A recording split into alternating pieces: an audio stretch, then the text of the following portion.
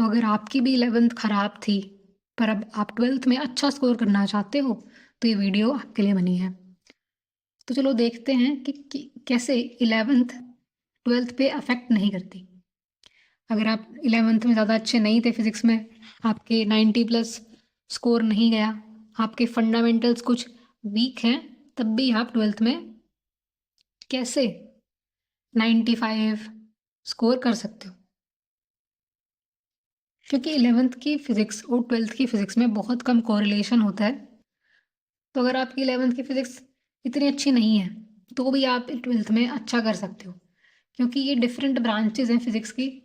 11th में आपने mechanics पढ़ा, आपने ऑसिलेशंस पढ़ा, फ्लूइड्स पढ़ा, पर आप 12th में पढ़ोगे इलेक्ट्रोस्टैटिक्स, आप 12th में पढ़ोगे ऑप्टिक्स, आप 12th में पढ़ोगे मैग्नेटिज्म, आप पढ़ोगे सेमीकंडक्टर, आप मॉडर्न फिजिक्स की भी शुरुआत करोगे।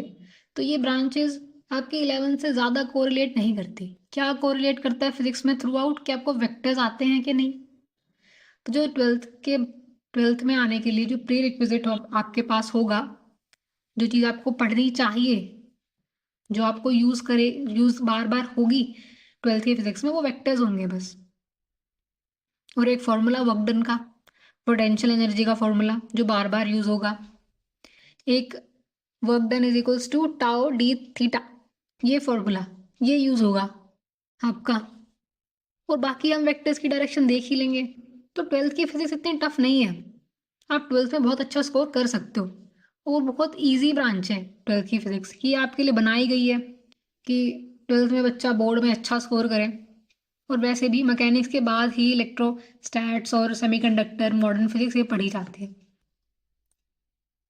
तो चलो देखते हैं कि क्या प्री रिक्विजिट है। मैंने बताया अभी कि प्री रिक्विजिट कुछ नहीं, तुमको सिर्फ 12th में अगर कुछ 11th का पढ़ना है तो वेक्टर्स पढ़ लो,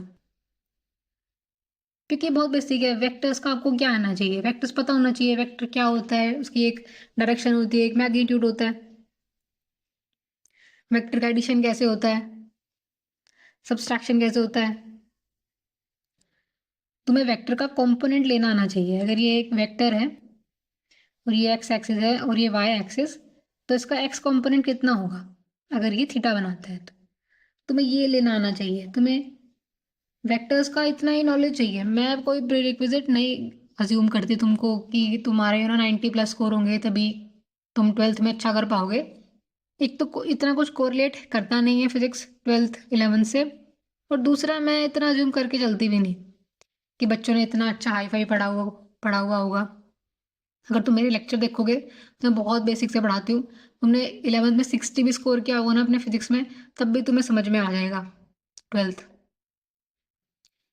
खैर यही प्रीरिक्विजिट है। अब चलो सिलेबस देखते हैं 12th का है क्या क्या। तो तुम्हारे पास दो किताबें होंगी इस बार भी, बुक 1 और एक बुक 2।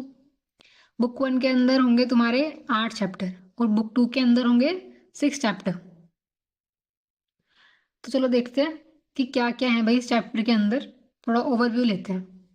जो फर्स्ट चैप्टर है तुम्हारा, ये है तुम्हारा इलेक्ट्रिक चार्जेस एंड फील्ड्स में। यहाँ पे हम इलेक्ट्रिक चार्ज को देखेंगे कि क्या होता है, दो चार्जेस के बीच में क्या फोर्स होती है। इलेक्ट्रिक फील्ड तुम पढ़ोगे, यहाँ पे बड़ा इंटरेस्टिंग चीज़ होती है ये। इसके बाद तुम डायपोल पढ़ोगे, डायपोल मोमेंट पढ़ोगे, डायपोल को इलेक्ट्रिक फील्ड में रखते हैं, क्या क्या होता है। और एक बड़ी फाउंडेशन सी होती है ईएमटी की, गॉस लॉ, वो पढ़ोगे। फिर तुम इसमें तुमको 11th से क्या चाहिए, तुम्हें सिर्फ थोड़ा सा वेक्टर्स आना चाहिए। अगर तुमको वेक्टर्स आता है तो ये चैप्टर तुम्हारे लिए इजी है। वेक्टर में क्या आना चाहिए, मैंने भाई अभी बताया। वेक्टर का कंपोनेंट लेना आना चाहिए। तुम्हें पता होना चाहिए कि दो फोर्सेस कैसे ऐड होती है सुपरपोजिशन प्रिंसिपल के थ्रू। ठीक है, इतना ही वेक्टर आना चाहिए। सेकंड चैप्टर जो है उसमें हम पढ़ेंगे पोटेंशियल एंड कैपेसिटेंस। इसमें तुम्हें क्या प्री रिक्विजिट है 11 से। मुझे तो लगता है कि इसमें तुम्हें कुछ नहीं, बस इतना पता होना चाहिए कि पोटेंशियल एनर्जी क्या होती है, क्योंकि डिराइव तो हम यहीं पर करेंगे इस सिस्टम की पोटेंशियल एनर्जी। थर्ड हम इलेक्ट्रिसिटी, करंट इलेक्ट्रिसिटी पढ़ेंगे। इसमें क्या पढ़ेंगे, इसमें हम पढ़ेंगे कि चार्ज मूव करता है तो उसकी वजह से इलेक्ट्रिसिटी क्रिएट होती है। ये तो 10th में ही पढ़ा था, पर थोड़ा सा और डीप पढ़ेंगे। 4th चैप्टर जो है इसमें पढ़ेंगे moving charges and magnetism. Moving charge क्या करता है? अभी मैंने बोला मूविंग चार्ज करंट प्रोड्यूस करता है, साथ ही मैग्नेटिज्म भी बनाता है। तो अगर चार्ज मूव कर रहा है वो करंट भी बनाएगा और मैग्नेटिक फील्ड भी बनाएगा अपने आसपास। तो 4th में हम मैग्नेटिक फील्ड के बारे में पढ़ेंगे, डिफरेंट डिफरेंट चीज़ों की मैग्नेटिक फील्ड पढ़ेंगे। तो जो शुरू के 4 चैप्टर हैं ये थोड़े से बल्कि हैं कंपेरेटिव टू अदर चैप्टर। सिर्फ यही 4 चैप्टर है जो थोड़े से लेंदी मिलेंगे तुमको, इतने भी नहीं है। 11th के कंपैरिजन में 12th के चैप्टर्स काफ़ी छोटे हैं और इनका सिलेबस भी बहुत इजीली कंप्लीट हो जाता है। तो शुरू के जो 4 चैप्टर हैं इन्हीं में थोड़ा न्यूमेरिकल्स हैं, थोड़े से बल्कि लगेंगे, हल्के फुल्के बल्कि। मतलब स्कूल में भी करोगे ना अपना तो तुम्हारा शायद 10 लेक्चर्स में एक चैप्टर खत्म हो जाए, कुछ चैप्टर छोटे से भी हैं। अब इसके बाद देखते हैं, देखो 5th चैप्टर जो है मैग्नेटिज्म एंड मैटर। इसके अंदर हम बहुत सारे अलग अलग मटेरियल्स पढ़ेंगे, डाई मैग्नेट्स, पैरामैग्नेट, फेरो, ये सब इसके अलावा भी हम पढ़ेंगे। ठीक है। जो 6th चैप्टर है इलेक्ट्रोमैग्नेटिक इंडक्शन, इसमें हम क्या पढ़ेंगे? इसमें हम पढ़ेंगे कि हम क्या पढ़ेंगे तो तुम्हें समझ में नहीं आएगा, पर मैं बता देती हूँ। इसके थ्रू तुम ना आज तक सोचते आए होगे कि कैसे विंड मिल इलेक्ट्रिसिटी बनाती है ना? विंड मिल से कैसे हम इलेक्ट्रिसिटी जनरेट कराते हैं, तो वो ईएमआई के थ्रू बनता है भाई। ये चैप्टर पढ़ोगे ना तुम समझ जाओगे और मजे आ जाएंगे भाई। तुम बोलोगे मुझे भी बनाना है एक अपना खुद का विंड टरबाइन। मैंने भी बनाया था अपने प्रोजेक्ट में, बट वो 12th का नहीं था। 7वां चैप्टर होता है ऑल्टरनेटिंग करंट।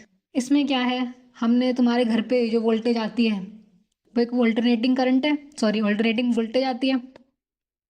तो बस उसी को पढ़ेंगे, ज़्यादा कुछ इसमें मतलब डीपली पढ़ेंगे, मैं तो ओवरव्यू दे रही हूँ। तो इसमें तुम्हें क्या प्रीरिक्विजिट है 11 से, तुम्हें पता होना चाहिए ये क्या होता है, एम्पलीट्यूड क्या होता है, VRMS क्या होता है, थोड़ा बहुत बस। तो नहीं पता होगा तो भी हम कर लेंगे, कोई इतना डरने की चीज़ नहीं है कि यार 11th में नहीं पढ़ा था अब क्या करें। कोई नहीं, हो जाएगा। 8वां चैप्टर जो है इलेक्ट्रोमैग्नेटिक वेव, इसमें हम इसका स्पेक्ट्रा पढ़ेंगे, डिफरेंट डिफरेंट वेव्स पढ़ेंगे, gamma, x, microwave, radio wave, infrared, इनके यूजेस पढ़ेंगे कि रेडियो वेव कहाँ पे यूज़ होती है बताओ, माइक्रोवेव कहाँ पे यूज़ होती है बताओ। ऐसे क्वेश्चन आते हैं। माइक्रोवेव कहाँ पे यूज़ होती है? माइक्रोवेव में होती है, खाना गर्म करने के लिए होती है। गामा रेज कहाँ पे यूज़ होती है? एक्स रेज कहाँ पे यूज़ होती है? इंफ्रारेड कहाँ पे होती है? ये बहुत सिंपल सिंपल से चैप्टर हैं, ये 8 चैप्टर बहुत सिंपल है। तो अगला चैप्टर है हमारा बुक 2, रे ऑप्टिक्स। 10th में पढ़ा था, उसका एक्सटेंशन है। अब तुम बोलोगे यार 10th में अच्छा से नहीं पढ़ा था कोई नहीं, सब हो जाएगा, इतना कुछ टफ नहीं है 11th 12th की, कुछ टफ नहीं है फिजिक्स। तो नेक्स्ट चैप्टर आता है अपना वेव ऑप्टिक्स। ये भी बहुत आसान चैप्टर है। इसमें Young's double slit, single slit, ये सब कुछ एक्सपेरिमेंट, हम ये होते तो एक्सपेरिमेंट है पर उनकी थ्योरी पढ़ेंगे हम। फिर उसके बाद हमारा आता है डुअल नेचर ऑफ रेडिएशन। ये बहुत आसान, बहुत ही अच्छा चैप्टर है, आपकी नॉलेज खोलेगा ये चैप्टर। आपको पता चलेगा कि मैटर 2 तरीकों से बिहेव करता है, एक वेव भी और एक पार्टिकल भी। मतलब हम तुम सब, ये दुनिया का हर एक पार्टिकल एक वेव भी है और एक पार्टिकल की तरह भी एक्ट करता है। बड़ी चौंकाने वाली चीज़ होगी यहाँ से जो शुरू करोगे तुम, इसको मॉडर्न फिजिक्स कहते हैं। ये चैप्टर्स ये सब मॉडर्न मॉडर्न फिजिक्स के हैं। और बड़ी चौंकाने वाली बात है कि कैसे हम तो वेव है ही नहीं, हम तो सिर्फ पार्टिकल्स की तरह, तुम्हारी बॉडी कोई वेव की तरह मूव कर रही है जो तुम वेव हो तो इसकी भी एक्सप्लेनेशन हम देखेंगे कि हम क्यों नहीं है वेव की तरह बिहेव कर रहे। फिर उसके बाद हम एटम्स के बारे में पढ़ेंगे। इतने बच्चों से बचपन से पढ़ते आए हम एटम्स एटम्स एटम्स, थोड़ा और डीपली पढ़ लेते हैं थोड़ा सा एटम्स के बारे में। फिर न्यूक्लियाई के बारे में पढ़ेंगे। यहाँ पे तुम न्यूक्लियाई में एक चीज़ सीखोगे कि हाइड्रोजन बॉम्ब और एटम बॉम्ब में क्या डिफरेंस होता है और क्यों हाइड्रोजन बॉम्ब को फोड़ने से पहले एटम बॉम्ब फोड़ना पड़ता है। तो भाई बहुत इंटरेस्टिंग होने वाली है फिजिक्स यहाँ की। और फिर तुम पढ़ोगे सेमीकंडक्टर्स। ये तुम एक मटेरियल पढ़ोगे भाई, ये मेटल है, नॉन मेटल है, ये क्या है भाई ये। तो उनके बीच का एक मटेरियल होता है सेमीकंडक्टर्स। बड़ा यूज़फुल है भाई फ्यूचर के लिए, अगर आप सेमीकंडक्टर फिजिक्स में आगे बढ़ना चाहते हो। जो ये सॉरी तुम्हें पीएन का भी मतलब भी नहीं पता होगा ना। जो तुम्हारी जो ये सोलर पैनल्स होते हैं ये सेमीकंडक्टर से बने होते हैं। ठीक है। इसके बाद तुम, इसमें काफ़ी चीज़ें हैं, बहुत बेसिक बेसिक है भाई, बहुत बेसिक है ये। और तुम इसमें मोस्टली डेफिनेशंस पढ़ोगे और थोड़े थोड़े एग्जाम्पल्स करोगे।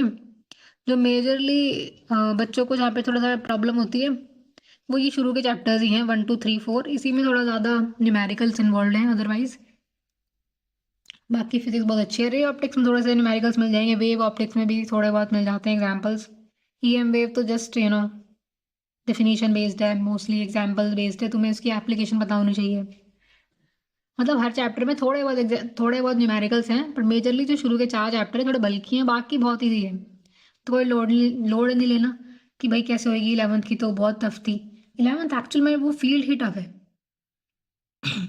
जो फिजिक्स का जो फील्ड है फ्लूइड्स, वो है थोड़ा टफ, समझने में मुश्किल पड़ती है शुरुआत में, पर ये नहीं है, ये तो काफ़ी इजी है, तो तुम कर लोगे, कोई टेंशन की बात नहीं इसमें।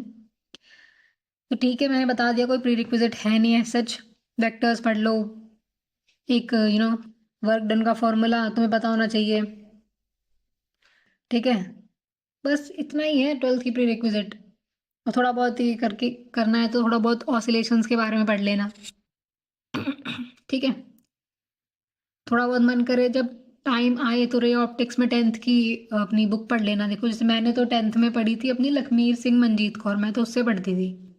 अब तो बहुत सारे और भी आ गए हैं मॉड्यूल्स, जिससे जो पढ़ता है अपना पढ़ लेना, अगर पढ़ने का मन है तो। अदरवाइज पढ़ ही लेंगे, हम भी पढ़ेंगे ही यहाँ पे भी, या तुम जहाँ से भी पढ़ोगे वहाँ पे भी पढ़ोगे ही। तो इतना कुछ सच है नहीं डरने का 12th की फिजिक्स में। 11th की फिजिक्स हाँ थी खौफ, उसका खौफ सब में रहता है कि पहली बार पढ़ते हैं, इतना ज़्यादा पढ़ते हैं, दो दो बुक वो भी, और एक्चुअल में वो थी भी भाई। पर 12th की फिजिक्स नहीं है इतनी टफ। तो चलो ठीक है, आज के लिए इतना ही, मिलते हैं अगली वीडियो में। अगर आपको कुछ डाउट हो तो कमेंट कर देना नीचे, या कुछ आपको कोई स्पेसिफिक वीडियो चाहिए तो उसके बारे में बता देना। Okay, till then bye bye.